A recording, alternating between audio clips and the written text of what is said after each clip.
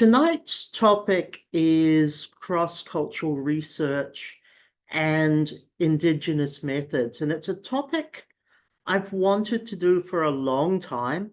And every time I try to arrange for it to happen, something happens. And of course, last week I had a guest from overseas here and couldn't do it. So hopefully, if tonight the whole topic can be done. There's a reason I wanted to do cross-cultural research and Indigenous methods as a topic for our community. A lot of us do cross-cultural research. We're doing research in a location or with a group of people that are not from the same culture that we might be from. And I wanted to touch upon Indigenous methods, not that I'm an expert in any way, but I wanted to touch upon Indigenous methods for two reasons. One, there's a link between Indigenous methods and creative research methods, and those of you who know me know how much I love the opportunities that abound from creative research methods. But I also wanted to touch upon it because I don't like the narrative that's out there in the world that says Western research methodology is the only methodology. I think every culture has some very unique contributions, some unique perspectives, some unique practices that can help us as researchers. Now, even though as a researcher, perhaps being in a different culture, maybe looking at how we can embrace and understand and learn Indigenous methods, we're also learning from them. How do we, as researchers, understand more about the topic that we are doing, the research that we are doing? So that's why I wanted to do this. And naturally, the two topics come together, not 100%, but this overlaps. But the two topics certainly do come together and naturally deserve to be talked about as such.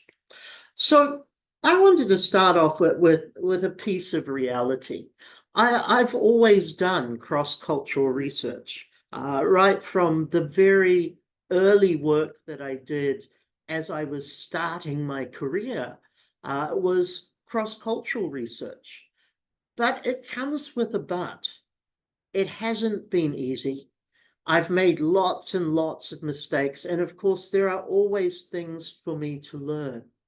And although I've always done what is considered cross-cultural research, I've never done enough of it that I can be considered part of the group that is being researched. I'm always a different person. I'm always someone from another culture, an outside culture, compared to the people, the processes, etc., that I am researching. So no matter how long one has done this, in a career, there's still a lot to learn. My tonight's presentation, and I think I'm only going to talk for maybe an hour, doesn't cover everything. There's so much that we can look at. But what I want to do is cover some of the important basics, the important things that we should be considering as researchers. If we are going to undertake cross-cultural research, and if we are going to make use of Indigenous research methods as well. So I want to start off with the idea of framing, and think of this like a very large painting, and I'm putting a picture frame around the scenario. And it's a framing of what cross-cultural research is about. When I talk about cross-cultural research, I'm speaking about research that crosses cultural boundaries, geographic boundaries, and epistemological boundaries. let's start with cultural. I identify as a Pakeha New Zealander, which basically means white European New Zealander. My cultural background, I guess, is complicated because I come from New Zealand, which is a Pacifica nation, Asia Pacific nation. I have cultural influences from Maori, from Pacific Islands, but I also have cultural background from the United Kingdom, from other parts of Europe. My ancestors come from Scotland. No, I don't speak like a Scottish guy and I don't wear a kilt. My other ancestors come from Germany. I certainly don't know a lot about Germany. So I have a melded cultural background, but where I grew up, the experience of growing up in New Zealand in the 1970s and the 1980s, that experience forms elements of me. It forms my worldview. It also forms how I think about everything else in the world. And as a Pakeha New Zealander who spent half his life living in Asia, I have a different dimension that I bring as well. So it's not always plain and simple. It's not always easy. In my case, it's somewhat extremely confusing because I have different influences on myself. Now, the research can cross cultural, where I'm doing research, for example, on Asia. Despite having lived here for 20 plus years, I think I've spent close to 25 years of my life living in Southeast Asia and East Asia. I still have certain Kiwi, New Zealand things that are in my psyche that always mean no matter that I'm doing some research on what's happening around the corner from my home, I still see it in a different way from those who live here, who grew up here. It's geographic because we can be looking at cities, we can be looking at countries, we can be looking at continents. There's a horrible joke, and please don't, nobody be offended by me from this, but we all know that a lot of Americans, for example, think Africa is a country rather than a continent with many, many different unique countries in it. So geographically, there are also different boundaries. It can be continent-based, it can be country-based, it can be city-based, or even within a city, it may be different neighborhoods. For example, at the moment, the neighborhood I live in within Malaysia, within KL, the neighborhood actually has a very high number of Bangladeshi and Pakistani citizens who live here. And the neighborhood I used to live in mostly had Chinese people who lived there. So geographic can be even a small element of a city, but that gives us an element, a part of being cross-cultural. And finally, epistemological boundaries. And this kind of comes back to my own background in a way, or each of us, not just me, each of us, our backgrounds. How do we understand what is knowledge? How do we form opinions? How do we form a worldview? Because all of that also shapes us with research. Now, for cross-cultural research, it's not just about there being a difference. You and I are different. Okay, maybe we take a group photo and we'll see differences in skin color, obvious differences perhaps in ethnicity. But it's not just about that. That's the least of the things we must think about. But it's also about how knowledge is situated and how knowledge is interpreted differently. And when I talk about that, what I mean, knowledge is situated. What is knowledge to you? If I pick up a book and I read a fairy tale, is that considered knowledge? In my culture, it's not considered knowledge, it's considered entertainment.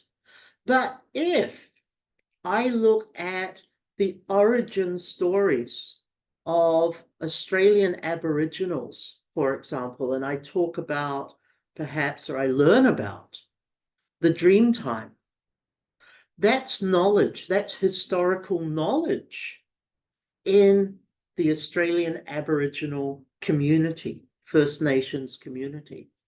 So knowledge is situated differently for each of us.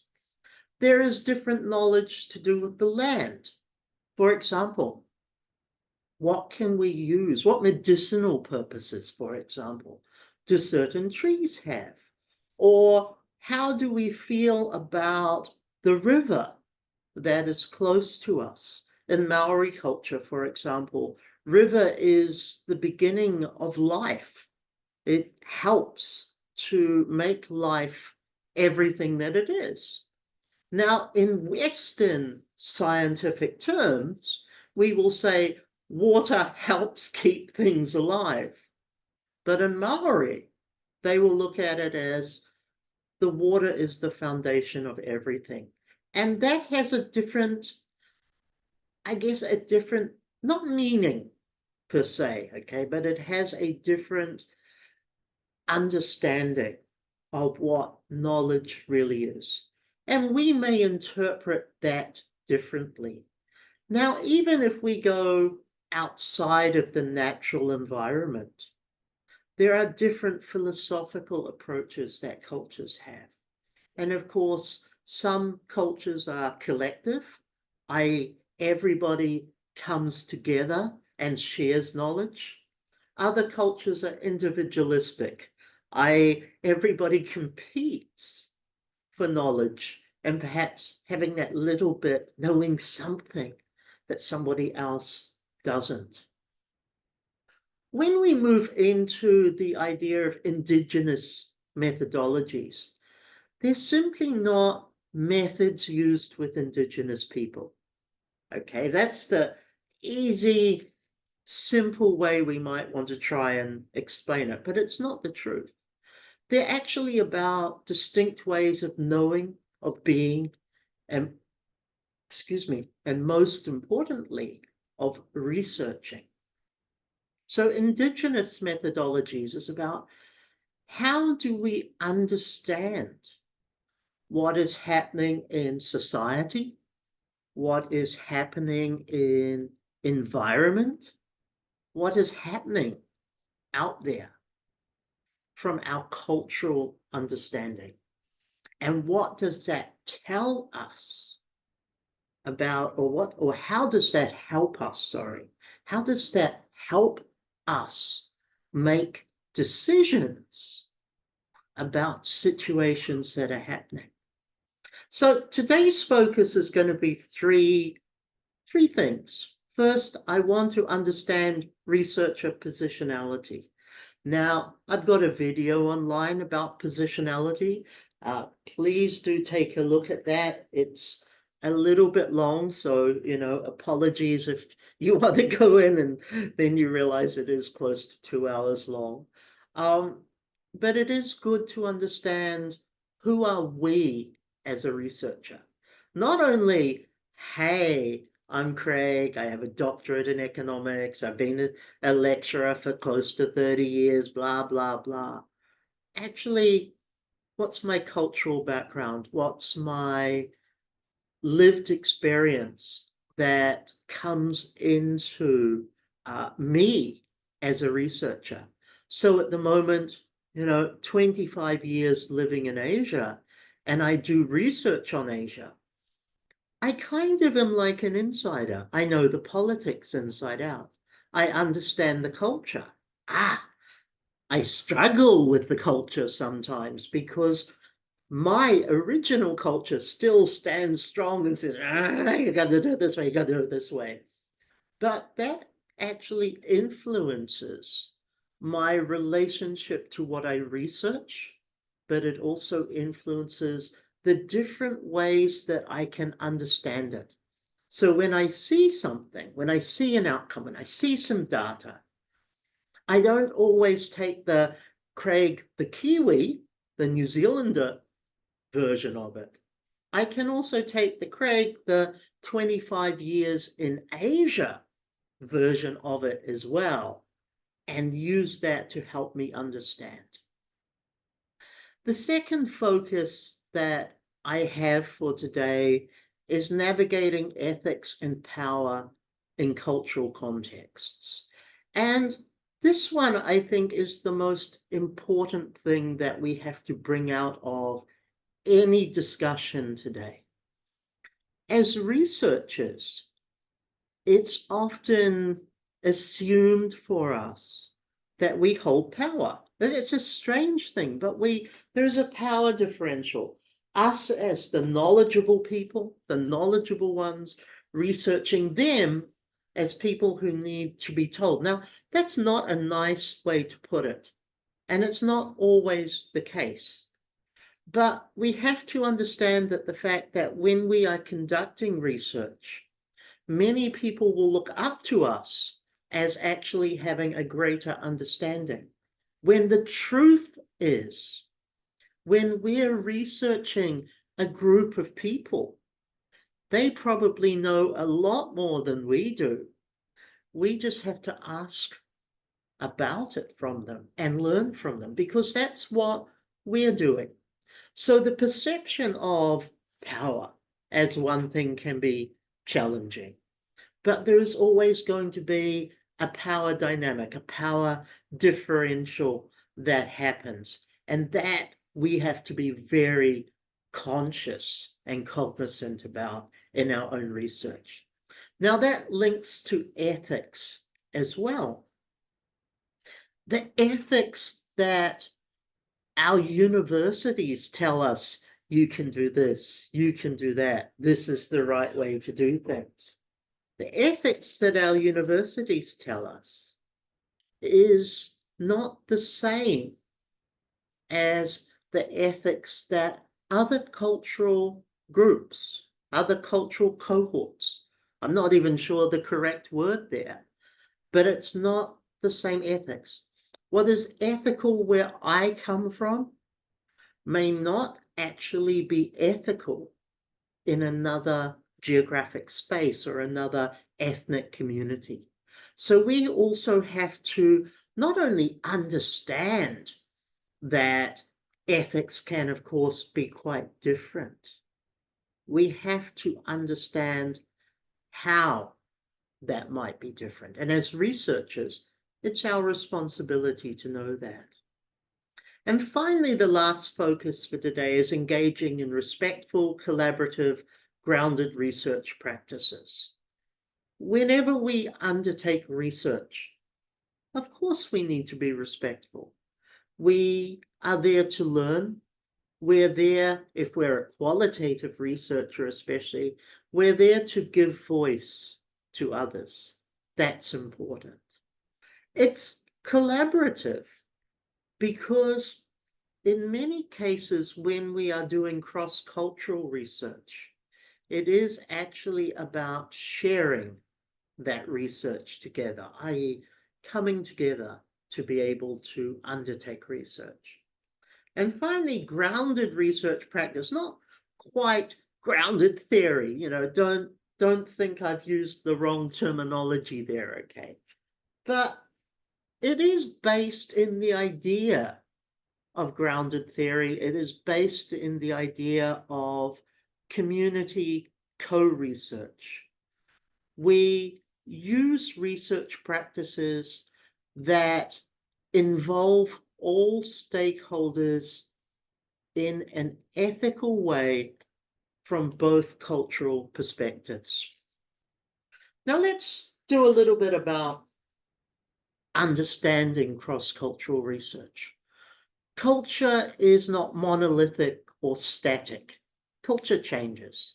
It shapes our language, it shapes our meaning, it shapes our time, and it shapes our relationships in research as well. And I just want to highlight that. The word relationships in reality is the absolute key to successful cross-cultural research outcomes. We have a different understanding of language. We have a different understanding of what things mean. We have a different understanding of time, for example. And let me give a cute example of time. If I ask you how far it is to somewhere, you might tell me it's a 5-minute walk. Now, 5 minutes comes from our wallet. From our watch. Let's just use my little watch here from my clock. 5 minutes is quite standard. But if I go to a particular cultural group, their use of 5 minutes and mine may be very different. They may simply say, oh, it's over the hill until you see a tree. That's a little bit different. So we have got to be able to recognize that we're going to get things that are referenced not in our own framework of understanding, but maybe referenced in others. Now let's do time as an example. If I asked you to drive for 5 days, 1, 2, 3, 4, 5. I ask you to drive somewhere for 5 days. Would you consider that significantly long? If I'm in Australia and I want to go from Sydney to Perth, yeah, it's just down the road, mate. It's a 5-day drive. You can drive for 48 hours in Australia and still not leave the state of Queensland, New South Wales. I think that was the bigger one. You can literally still be in the same state after 24 hours, after 48 hours. So we use terminologies, yes, it's just down the road, it's just over there, but it has different meanings. So we have to open our minds to the fact that when we're doing cross-cultural research, regardless whether it relates to time or meaning of anything, okay, regardless how that is, there are going to be different expressions, different interpretations. I don't think a drive across Australia is massively long. I don't think it's short either, but it's just down the road. That's important. Cross-cultural research often occurs across borders, but it can also happen in quite diverse urban or institutional settings, even in an organization. Say, for example, the university that you are undertaking your doctoral study at. It can be quite different. And there may be opportunities to look at cross-cultural expressions. For example, maybe you want to do some research about the doctoral student journey. And we have 2 British students, a student from Tanzania, a student from India, a student from Pakistan, and a student from Fiji. We have within the organization itself, we already have a cross-cultural research setting, because not that I'm crossing the cultures, but because there are unique cultures as part of the set of processes, there are also going to be unique interpretations of the questions that we ask, the experiences that each of you have as a student, and so forth. So in that respect, even at an organizational, institutional level, there is opportunity for cross-cultural settings, and we have to adjust our research for that. Sometimes we might be doing a piece of research that we do not feel has any cultural elements. Maybe we're just doing some research on patient experience in an oncology unit, for example, a cancer hospital. But what we might discover is that as we're interviewing patients, we're getting people from varied cultural backgrounds, and that's shaping the narratives we get. So surprisingly, we're actually doing an element of cross-cultural research that is happening.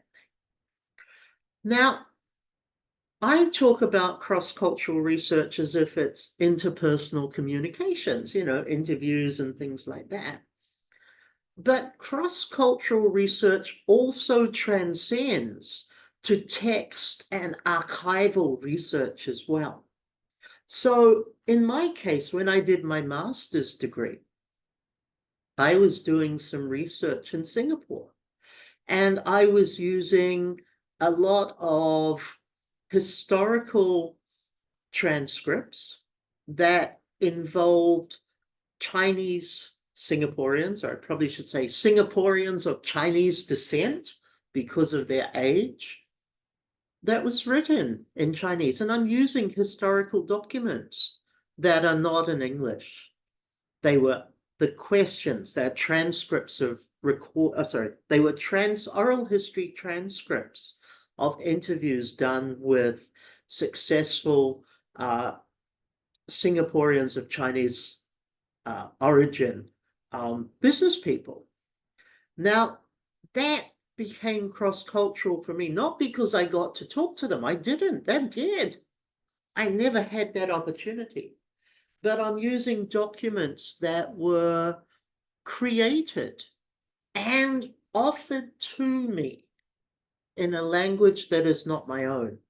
So not only do I have to have that concern about, oh, Craig, you've got to translate the Chinese into English, you've also got to make sure you accommodate or understand the nuances of what was written in Chinese and how that can then be expressed in English in a way that has the same meaning.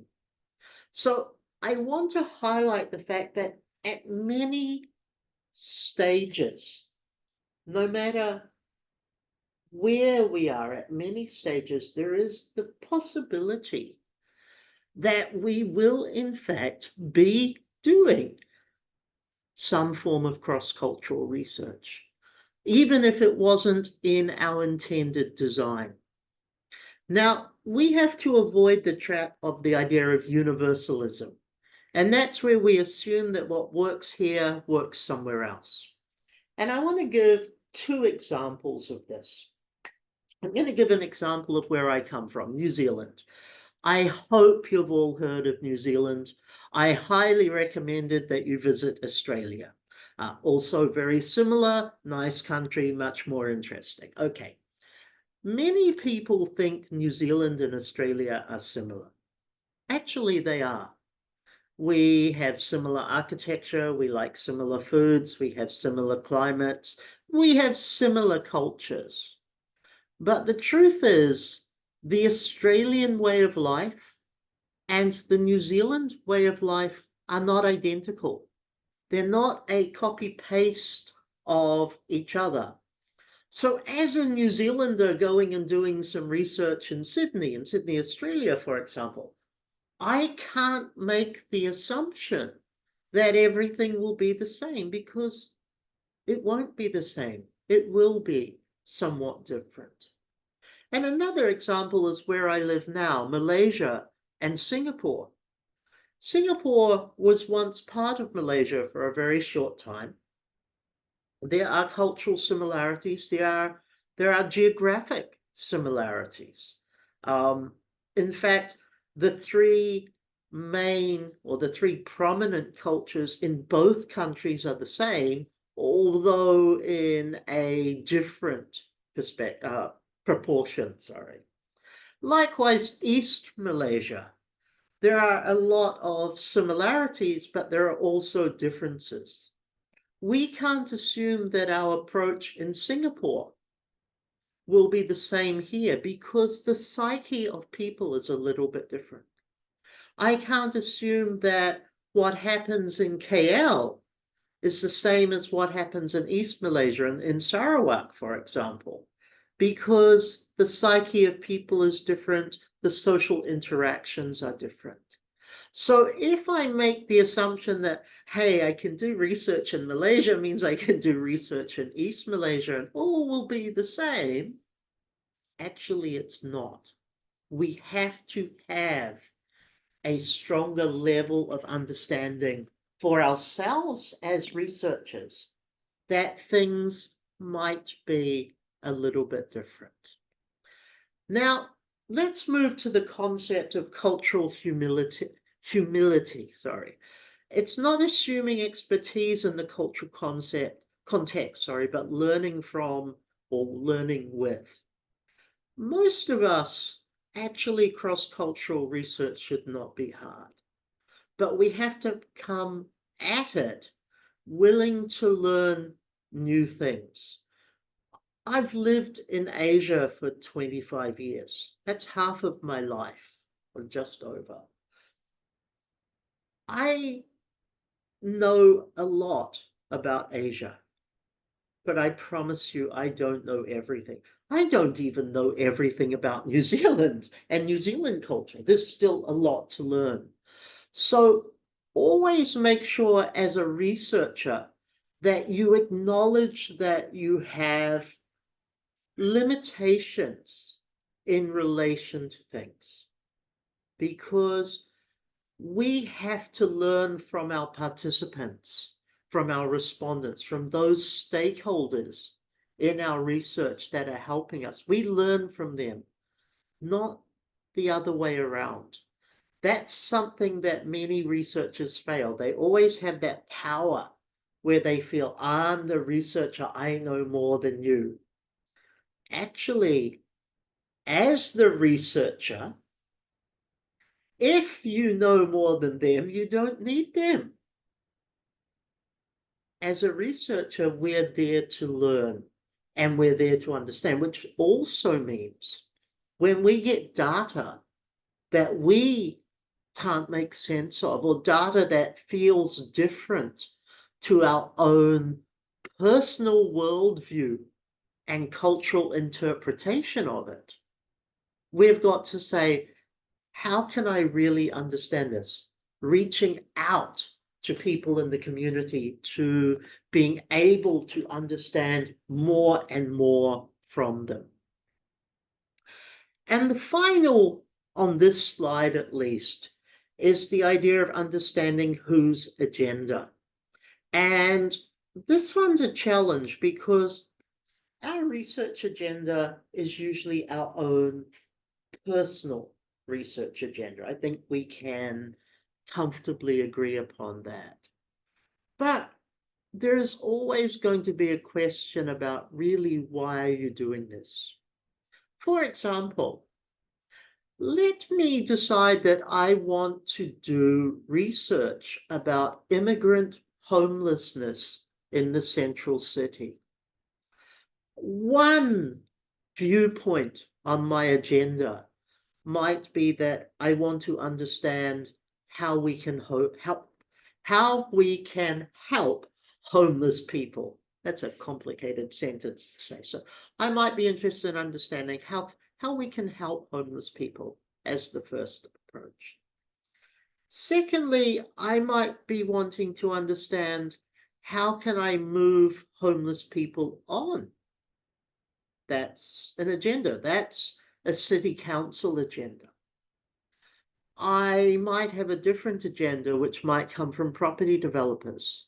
How do I make sure that the homeless people in the neighborhood that I want to develop they're not going to lower my property values and they're not going to lower the perception of premier status that my new development has.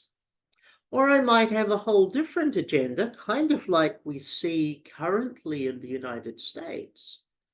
How do I find immigrants and remove them and send them back to a country that they probably never want to go back to. So there are multiple ways to think about this. And it's important for us not only what is our real agenda, but making sure that we are very transparent on that and making sure that if a stakeholder thinks there is a different agenda to what we are having, that we can address their concerns and we can help them to see, and we prove, obviously, but we can help them to see that that is not on the agenda, that that is not what we're trying to achieve. Always with cross-cultural research, because the ways of thinking are slightly to massively different, there is always going to be somebody who asks, actually, what is the real agenda? Now, truth is, even if we are not doing cross-cultural research, someone will still ask us, what is the actual agenda of the research that we are doing? Now I kind of want to move into the idea of insider-outsider dynamics. So I talked about the fact that, I've spent close 25 years, close-ish, in Southeast and East Asia. Almost half of my life is here. I do not, by the way, I do not speak any local languages. I can order some food, I can listen to people, but I cannot have a conversation in Malay or Chinese or any other language, in Indonesian, for example. I am unable to do that because I don't have that skill, even after 25 years. And when we look at any form of cross-cultural research, there's always an insider-outsider dynamic. As the researcher, I'm an outsider. I'm by default, automatically, I am the outsider. And that one is always going to be a challenge. So we have a few questions to ask, and I'm going to share a couple of stories. Who gets to research whom? Because at the end of the day, insiders, the community of interest, may not want an outsider like me asking questions or learning about them. In many cases, there's the notion that research is best done by insiders. Research on your community should be done by research from people in your community. But that's not always going to give possibilities for new ideas, possibilities for growth, possibilities for rethinking how things happen.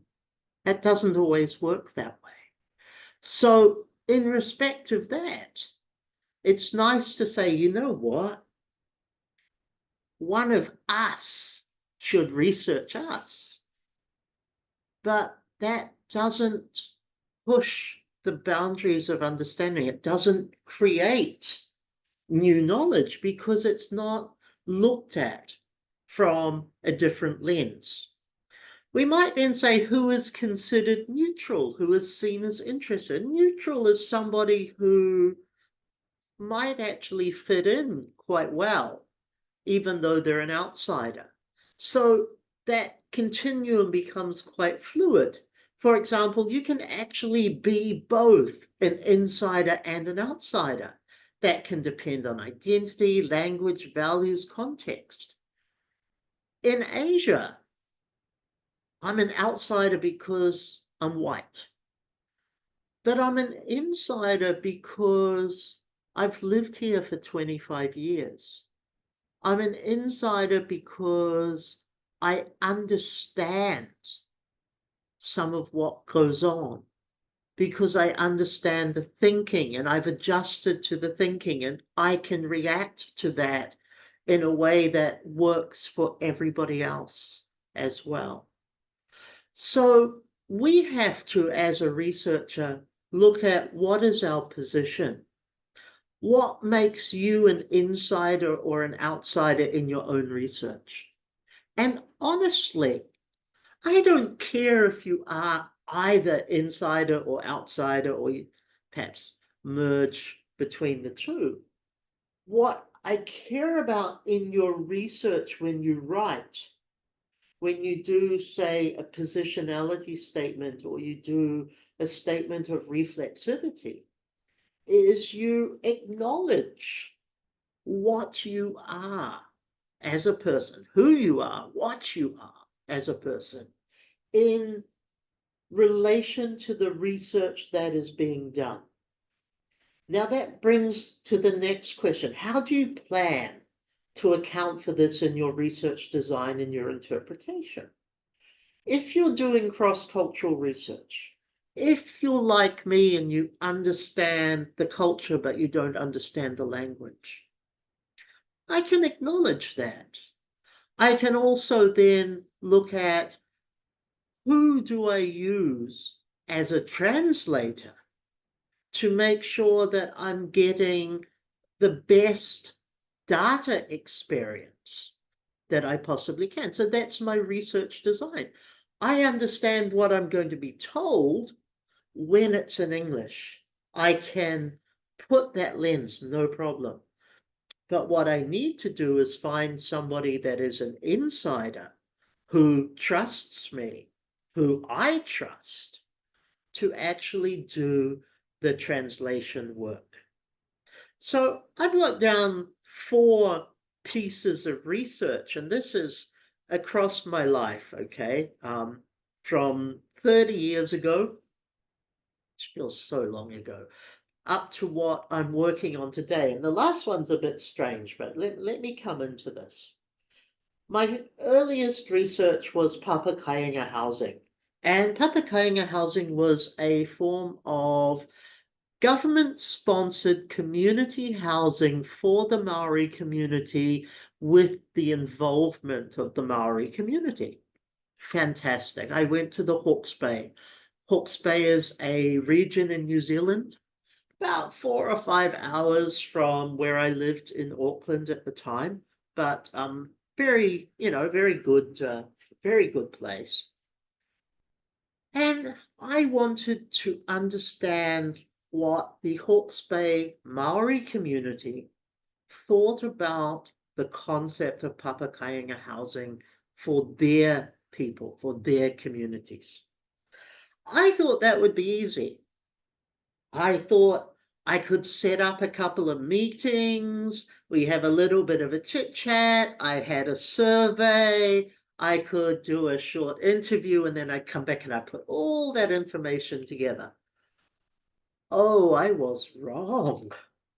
I spent days on a marae living with community, talking to the community elders, talking to others, not talking about Papakāinga housing because we needed to get to know each other. We were talking about life experiences. We were talking about what made us the same as people, what made us different, and how can we not only understand those differences, but how can we find ways to bridge those differences?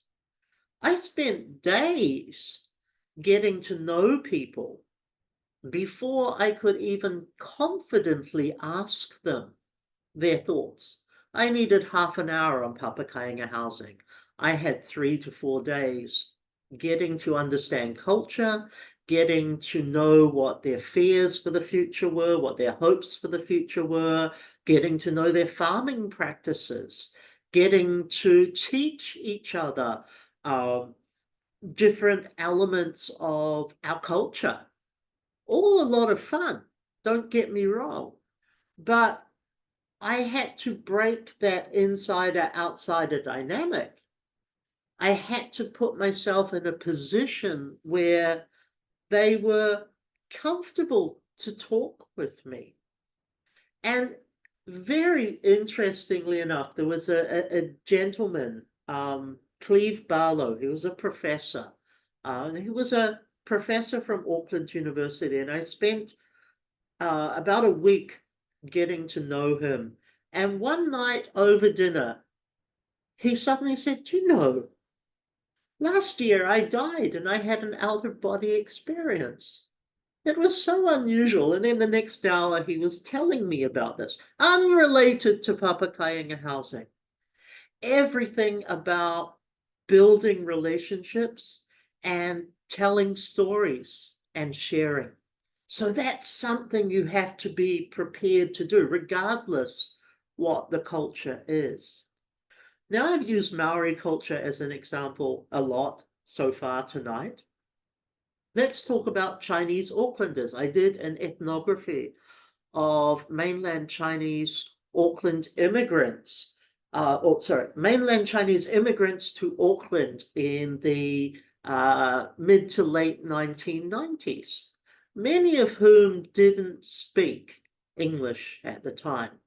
So I had my friends who were from China, who I'd known for some time, become the, not mediator, the intermediary between myself and the people that I'm researching, so that um, we could ask questions and we could get stories.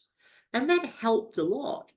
But again, they're always asking, why is the white guy wanting to know this? Why isn't the Chinese guy wanting to know this? So there's always that uh, arm's length. I talked about the Chinese business in Singapore. I think I'll move on from that. But a similar thing, you know, an outsider, but I was not working with people. I was working with artifacts, documents, text-based materials. That one became a challenge. And the final one, AI and supervision, and this is some research I'm doing at the moment. Now you might say, Craig, you're doing research on AI, that's not cultural. But hey, guess what? AI, to some extent, artificial intelligence to some extent, has an identity of a culture of its own. We are treading in new waters.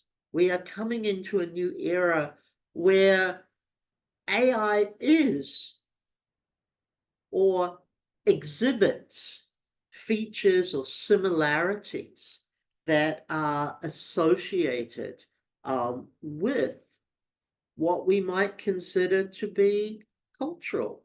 So, in that respect, it's a whole new challenge for us. And if you're doing AI embedded research, you may want to think about some of these issues. Now, at the end of the day, a cultural group is either going to let you in or they're not going to let you in. That's part of the risk.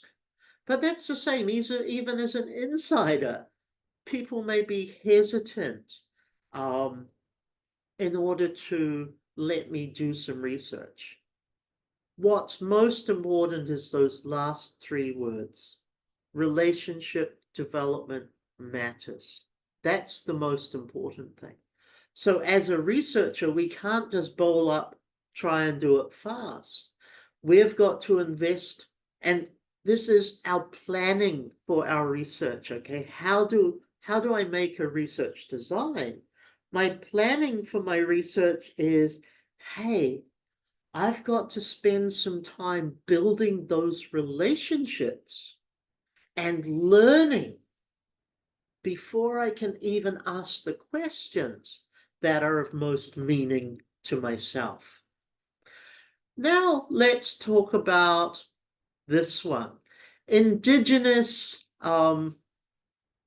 sorry, my slide doesn't even let me see this. How unfortunate. Give me a second. I hate when this happens. Indigenous and non-Western methodologies. So I'm going to shift from our discussion of cross-cultural for the moment.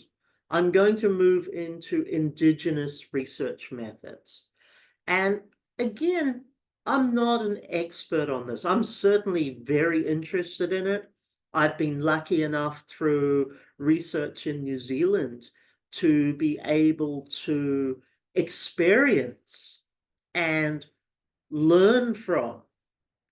But I'm also very much a strong advocate that non-Western research methodologies, what we term Indigenous methodologies, are an extremely valuable tool for all of us to look at how we can engage with them to help our own research. Now, sometimes the idea of Indigenous methods is often considered in the same context of creative research or creative research methods. And if you've come to my session where I have talked about creative research methods, I do a short segment on the relationship between creative research and Indigenous methods. There are a lot of similarities, but they aren't always fully overlapped. They're not really the same. There are some similarities. Creative research methods is about taking understandings that we have, observational research, focus group research, interview-based research, and finding innovations that we can use with them. But Indigenous methods predate, in most cases. I'm pretty much sure, I always want to say in every case, Indigenous methods actually predate a lot of what is there. And in respect of that, they're not the same thing. There are similarities, there are parallels, but they are different as well. Indigenous methods are grounded in the idea of relationality. That means person to person, our interpersonal connection, our interpersonal understanding of each other. They are based on typically land-based knowledge. Now, I was lucky enough to have studied under some pretty fantastic people, and two of them I've listed down there, Dave Simmons and Hongi Yoon, who both did work on the Maori world, and I'll come to that in a few minutes. But a lot of understanding of culture and who we are, our personal identity, comes from our relationship to our environment, i.e. land-based. It comes to a relationship with our environment before anything else. I have the strength of my mountain. I have the strength of my river. I have so much of the environment as part of who I am as an individual. And that's where the methods come from. So every time a story is told, every time a history is told, it may actually start out feeling like a geography lesson because the context is where we came from before what we did with what it is. It is based on oral traditions. Many cultures, we have oral traditions, oral history, which is where we tell stories. We hand down stories generation after generation after generation after generation after generation. We hand down stories that tell the past, but they're also lessons for the future. That's part of research for us. We have collective memory. Everybody shares these stories. Everybody remembers things. Many societies are collective societies, i.e. the group is greater than the individual. I come from a society where the individual is greater than the group. So a collective approach means we look at everybody's common shared experience more than anything else. And it's also grounded in the idea of ancestral wisdom. What did our forefathers, our elders, the generations that came before us teach us? And how does that shape us? Now, as I said, I was very lucky. I got to learn from Dave Simmons, who was he's passed away about 10 years ago. He was probably the leading non-Maori scholar on Maori issues in New Zealand. I remember going to a lecture of his at postgrad level, and he stood for 2 hours and he told us the genealogy of a particular Maori tribe from the absolute foundation legend through to every single living person today. He held no notes. This was 25 years ago, so he wasn't bringing his laptop into class. He didn't bring paper notes. This guy was reading off from his mind everybody's names, who their relationships are, what they did, what their role within the community was, and so forth, what they contributed. 2 hours of this was mind blowing. After 5 minutes, I couldn't take notes because I got confused. But that's ancestral wisdom. That's oral traditions. That's collective memory. And it's also relationality. As a non-Maori, he spoke fluent Maori and was considered an insider because he spent his life learning. And he asked, and he learnt, and he retold, and he built trust, and he developed that. Hongi Yoon was a Korean.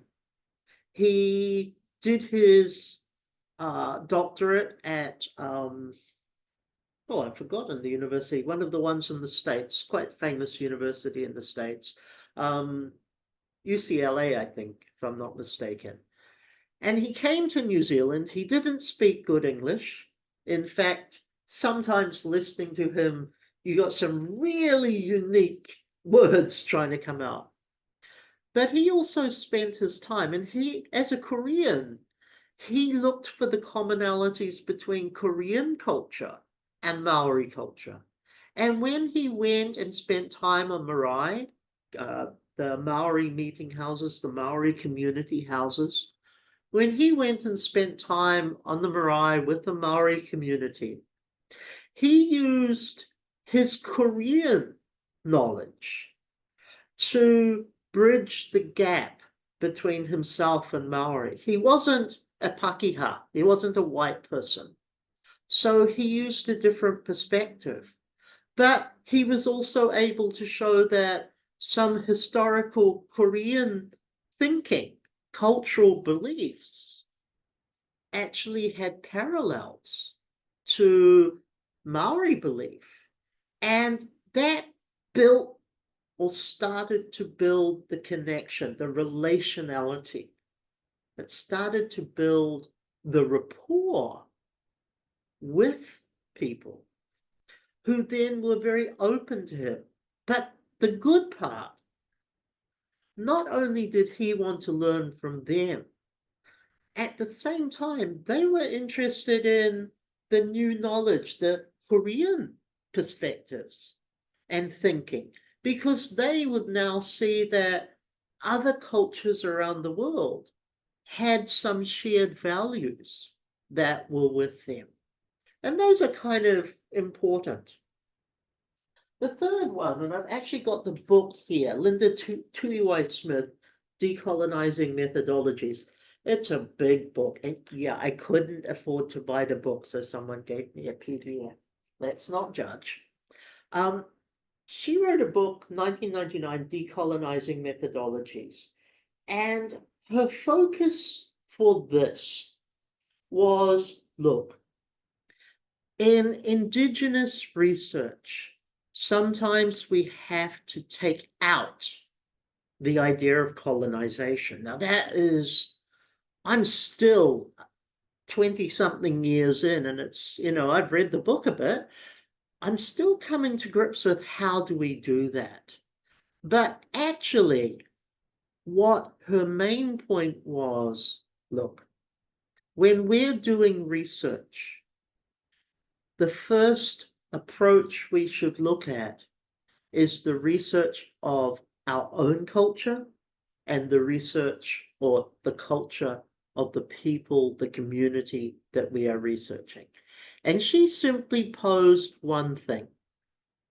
As a researcher, we must rethink, reconsider what our role in research is. Are we perpetuating Western research methods to find answers because it's easy?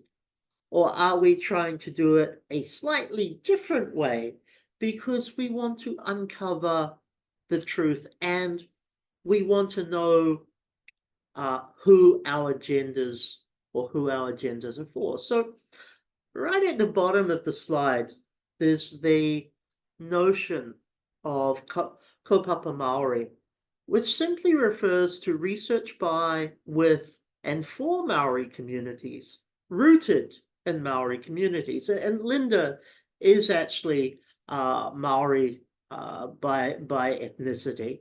So much of her book, although it applies to the whole world, much of her book uses New Zealand, Maori, Pacific Island examples because that's where her experience is. But what it comes down to is, sometimes in order to do justice to our research, we have to be an insider with pure agenda trying to help ourselves. Now, just before I move on to the next slide, and I'm actually coming to the end tonight, I wasn't going to make tonight too long. I just want to talk about three notable characteristics of Indigenous methodologies. First one is relationship before research. You build those relationships. I cannot emphasize, I was lucky. I spent a few days with some fantastic people. Actually, I could have spent a lot longer to actually get to know each other before I started my research. But of course, we have to also be realistic on time and what we will get out of it. A second characteristic of Indigenous methodology is about accountability to the community. This is not about ethics for the university. This is accountability to the community. The people who are helping us, how are we helping them back? What are we giving, creating, or sharing on their behalf? How are we advancing their agenda, not ours? How are we advancing their agenda? And the third main one is knowledge is held in stories and ceremony and practice, not just texts. Many of us have this notion that we need to go to a book, or worse still, we're academics, we need to go to a journal article, woohoo, and that's knowledge. But knowledge is all around us in the community. It's through action, it's through stories, it's through dance, ceremony, it's through practices, it's through interactions. So what we have to remember, if we're looking at understanding and hopefully embracing some idea of Indigenous methodologies, that knowledge is beyond the text. And our academic tradition, our universities struggle with that. But we have to find a way that we make that acceptable to our universities, because in truth, it is genuine knowledge. It is genuine ways to uncover knowledge. And we have to acknowledge that one. Now, these are three books. On the left, we have Dave Simmons' one of his many books on Maori tattoo. And it's actually, I have not read this particular book, but I, as somebody who clearly likes tattoos, I think it's certainly going to be interesting. But he was looking at cultural artifacts of tattoo. Tomoko, the tattoo that's done on the face, tattoos on the arms that tell the stories, because every tattoo tells a story of the person and the challenges and, no surprise, the environment where they've come from, what's influenced them and so forth. Hongi's book, Maori Mind, Maori Land, one of the first ever books I read about Maori geography and understanding Maori culture, because it was really interesting to get a Korean perspective and a Korean understanding on a culture that I actually grew up with, not part of as in I lived on a marae, because I didn't, but I grew up with Maori friends. I grew up learning Maori words. I grew up singing Maori songs. But I grew up as a white person doing all of that. And Hongi's book giving us a different cultural perspective was actually really extremely fascinating. And of course, Linda's book, Decolonizing Methodologies, if you are going to do anything related to Indigenous research or trying to understand the decolonization discussion, and I'm not even sure for myself I fully understand it yet. I've got a long way to go.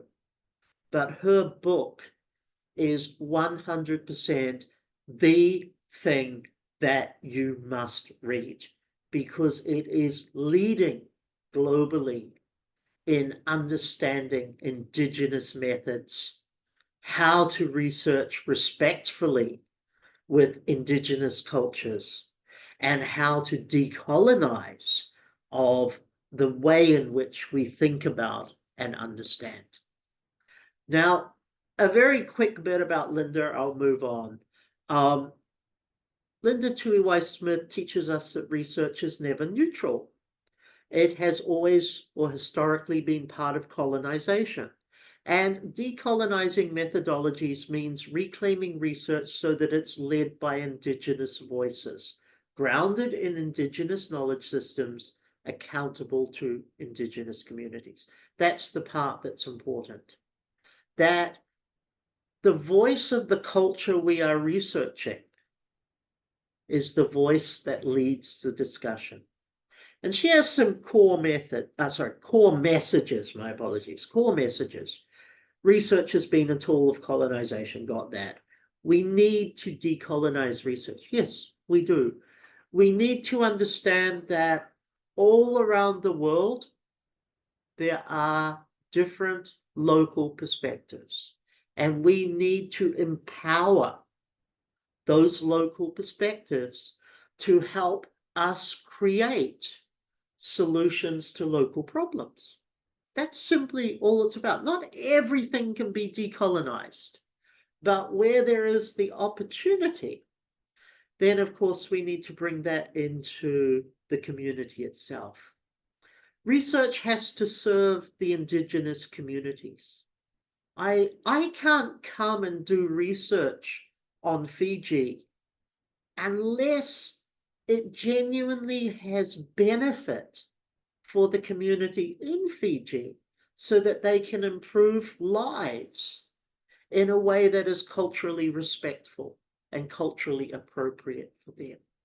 Just the same, I can't come into Pakistan, for example, and do research unless it is there to ensure that the people I'm doing research about have appropriate, well-empowered skills to improve their lives on their terms. That's what decolonization of methodologies is about.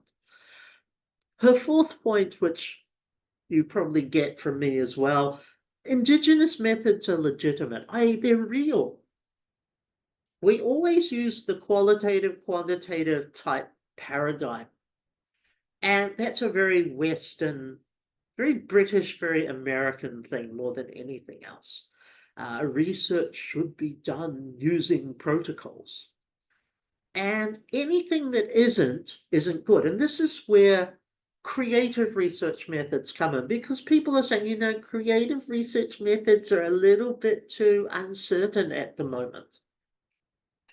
That's the parallel with Indigenous research methods. But the truth is, they are very legitimate. The Indigenous voice, the community voice, the community processing is extremely important and of equal value to what we would typically call the standard qualitative or quantitative. Now, for me, that's why I'm so interested in creative research methods, because they are fantastic. Just as Indigenous research methods actually help to create solutions for problems that we face as well. So all are equal.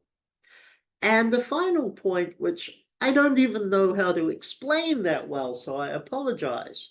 But the final point is decolonizing is both political and practical. It's political because anytime somebody has a power play over your future, and research is people's future, right? But that's political. It's practical because as a researcher, we are trying to solve a problem. And our hearts can be good. Our methods might be a bit strange sometimes, but our hearts can be good. But we are genuinely trying to solve an actual problem that exists out there. Now, I talked a little bit about kaupapa Maori, which is doing things the Maori way based on Maori cultural values, etc. I talk about this because it's probably something, the Indigenous approach, that I have had most access to, most relationship to. And I talk about it because I want it to be an example that you can then say, well, okay, your own region, your own country, your own culture, your own ethnicity, or that of where you are going to be undertaking research. What do I need to know? What do I get? In terms of kaupapa Maori, it just came down to a few things. We do things, doing things the Maori way, based on Maori cultural values and perspectives, rather than forcing Maori life to fit into non-Maori systems. Now, this is kind of a parallel. Last night, I gave a guest lecture for a university in Bangladesh, and we were talking about theoretical frameworks and conceptual frameworks. And quite often, we feel forced as researchers to choose a theoretical or conceptual framework and then squeeze our data into it. I'm sure, many of you have felt that encouragement, maybe compulsion, to just, kind of fit into something. And this is the same thing, why are we trying to fit a Maori experience into a Pākehā framework? It doesn't work.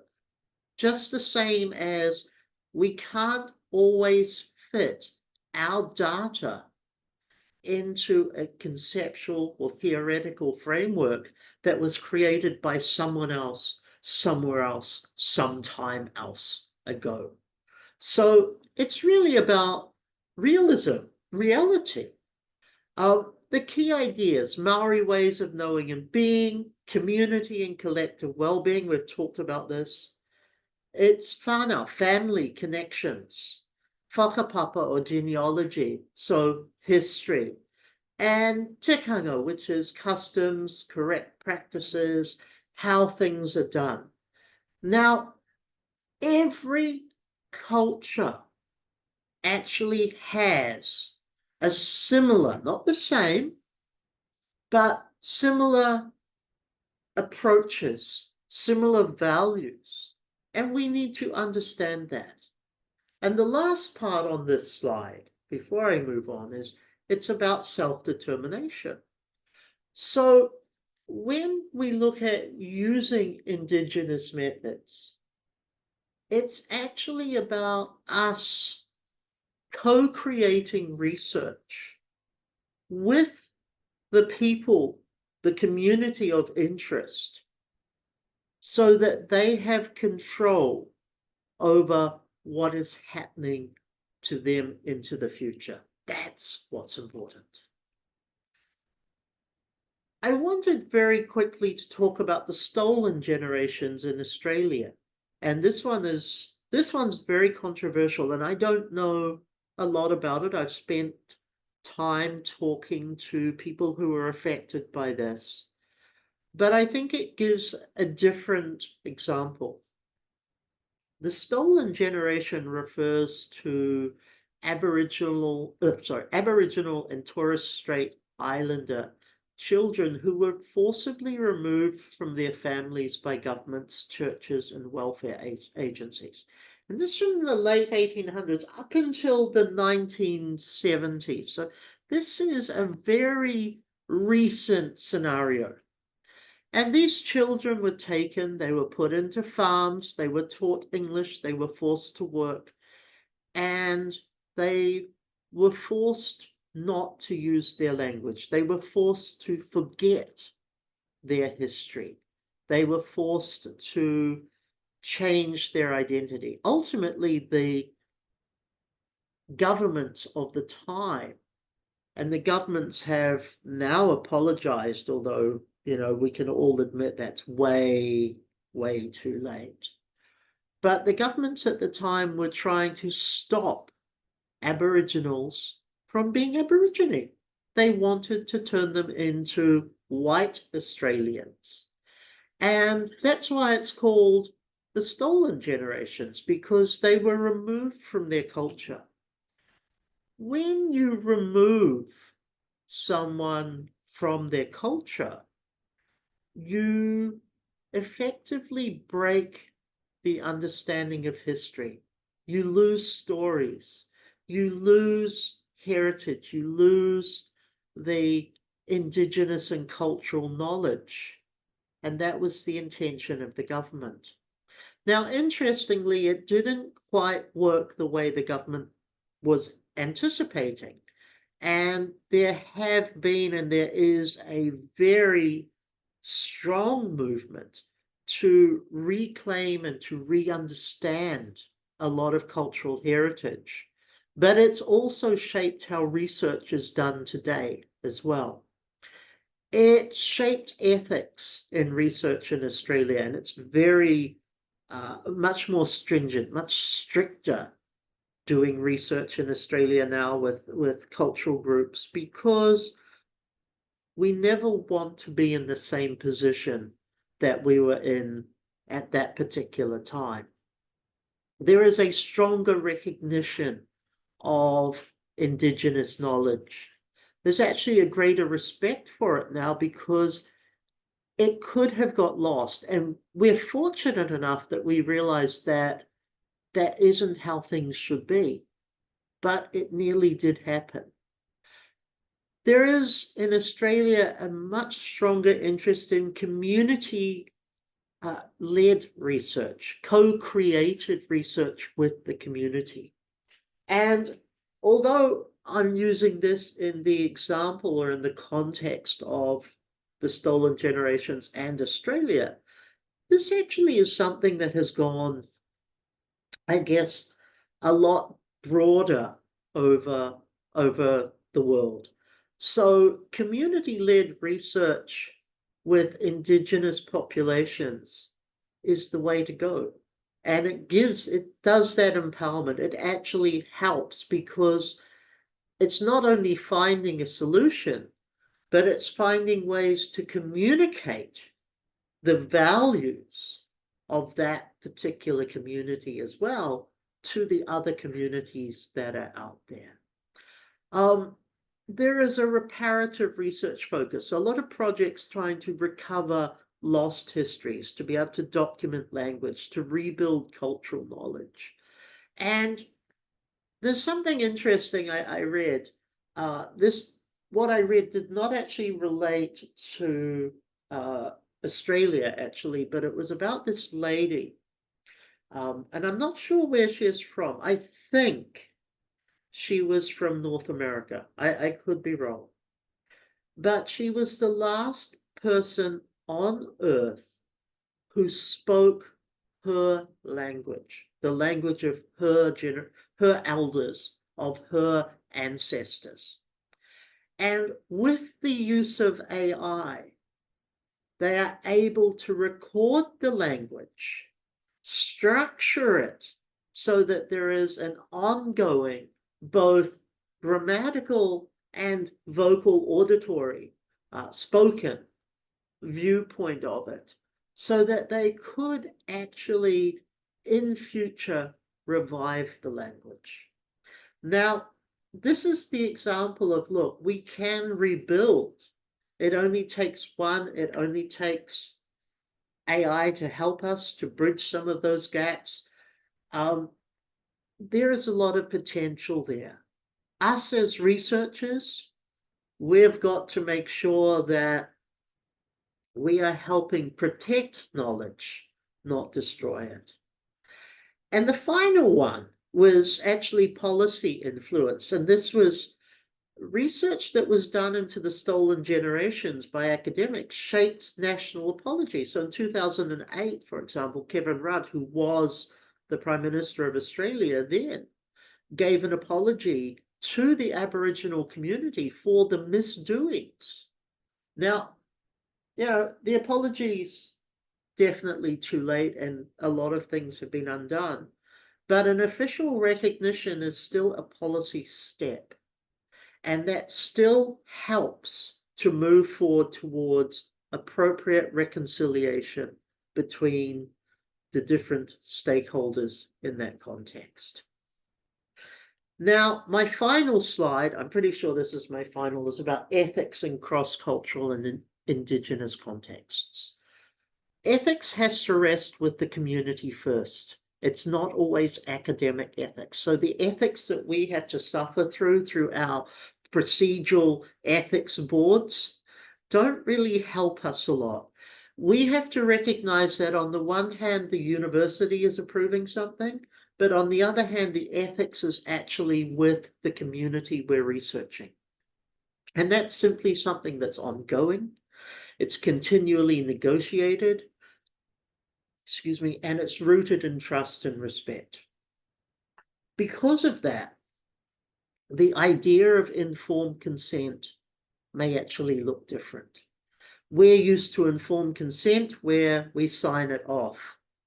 But in cross-cultural research and Indigenous research methods, informed consent may actually be collective consent, i.e., the entire community is in agreement with your research, or your research isn't happening. We also have the challenge of the idea of data sovereignty. So who owns the data that we collect? So as we do our research, is it owned by us? Is it owned by the community that shared that with us? Who gets to benefit from it? How do we share it? Whose stories are we actually telling? Who owns them? What extent can we use them? And are we even qualified to engage with them? That one's a challenge because we might not be. We may be a great researcher, but we still may not be deemed the most appropriate person to do the research that we're doing. I wanted to talk about ethics briefly because every aspect of research involves ethics. We know that. We just have to realize that the ethics that we get from our university isn't always going to be the same ethics that we get in relation to the community of interest that we might be researching, especially if it's from a different cultural perspective. So I want you to think about that. My key question that I put at the end, and I think I am at the end actually, is would the community that you're studying say your research was ethical? I hope the answer is yes. But sometimes it may not actually be, the reality of that. So we have to think about that. Some best practices and practical advice. Sorry, this is my last slide. I know that. Prepare early. So spend some time to engage better with the cultural context before you do data collection. Build relationships with local institutions, with scholars, with community organizations. Every time I've done research on a cross-cultural manner, I've actually spent time connecting with people at different universities first, who can then connect me with community organizations, who can then connect me with the community of interest. We need someone to help us get in. You can't just bowl on up and say, hi, I want to do some research on your culture.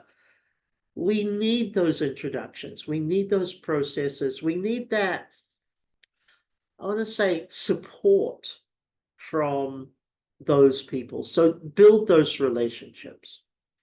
When you're designing your research plan, design with flexibility. Things will change. You're going to come across approaches. You're going to be shown things that you never thought would have fitted in. For example, I remember in Hawke's Bay in Papakāinga being shown a lot of art and pottery artifacts. And it doesn't really give me great detail as to what I was doing with Papakāinga housing. But what it did is it gave me a chance to interact on a deeper level. They allowed me that deeper level with the community so that I got to know them and they got to know me, which meant I got more chance to do my research. But that required flexibility. I had to realize that it's not going to be my way. Cross-cultural research is often, cross-cultural research is seldom either mono method or singular method. In fact, it's going to be so many different things that you might feel overwhelmed. That's okay. It's also great to have a mixed methods approach where you're using some of the traditional Western research method skills in conjunction with Indigenous methods to actually try and get somewhere. But all my advice is be cautious, be respectful when it comes to that. Really work on the opportunity of co-design. So allow your participants to shape the research questions, the methods. They know better than you do. Let them help you create that. Exit strategies matter. So this is, how am I going to corroborate? How am I going to verify my analysis? How am I going to send back my findings? Am I going to have shared authorships? Is there going to be a long-term collaboration in what's happening? So it's not about leaving the research. It's about leaving the research as a complete unit, sharing with them, and then planning what can be done with next steps. That's the important part. And finally, don't overpromise. Listen deeply, follow through, leave something meaningful behind, but you're not going to change their lives. You aren't going to necessarily uncover something that is phenomenally different to anything that you've understood before. So don't overpromise in that respect. My key takeaways. Oh, sorry, this is the last one. My key takeaways. In any form of cross-cultural or cultural-based research, in any form of indigenous research methods, positionality and reflexivity are not optional. Okay, they're core to what the ethical research is going to be. That means we have to understand ourselves as well as the community that we are researching. That's important. Indigenous methodologies require commitment, not appropriation. And the commitment is understanding them, learning from them, gaining from them, not trying to force our own particular way or particular ideas on top of them. And finally, research across cultures must be relational, respectful, and responsive. So it is about putting the community of research first and foremost in what we are doing. That's important. My final, I promise piece of advice to you is don't be afraid to engage with don't be afraid to engage with Indigenous methods. Be open to learning the incredible value that they bring to you and to your research. Now,